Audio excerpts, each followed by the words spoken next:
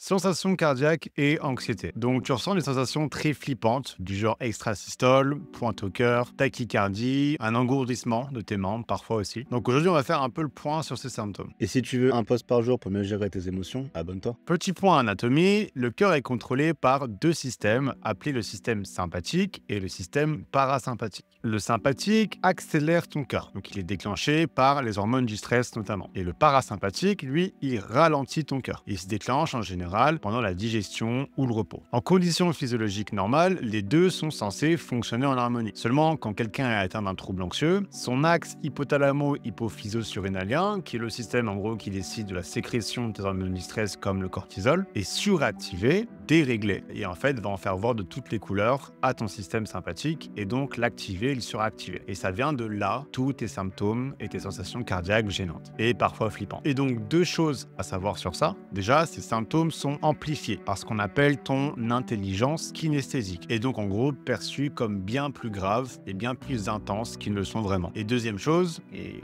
certains d'entre vous commencent à le comprendre, il faut que tu arrêtes avec ce paradigme de santé cardiaque. Il faut que tu commences à prendre le problème pour ce qu'il est vraiment, un problème de trouble d'anxiété. Je peux pas te dire le nombre de gens qui perdent des mois, voire des années, à s'obstiner, à penser que le problème vient de leur cœur et à enchaîner un nombre incalculable de visites chez les cardiologues, même si les examens reviennent toujours négatifs. Tu as déjà fait sûrement ton bilan cardiaque et tout va bien parce que tout va bien. Mais tu continueras à avoir ces symptômes toute ta vie tant que tu ne prends pas le problème comme il est, sous l'angle de l'angoisse et de l'arrêt de tes mécanismes de CCR. Merci d'avoir regardé jusqu'au bout. Si tu veux commencer sérieusement ta guérison, clique sur le lien dans ma description.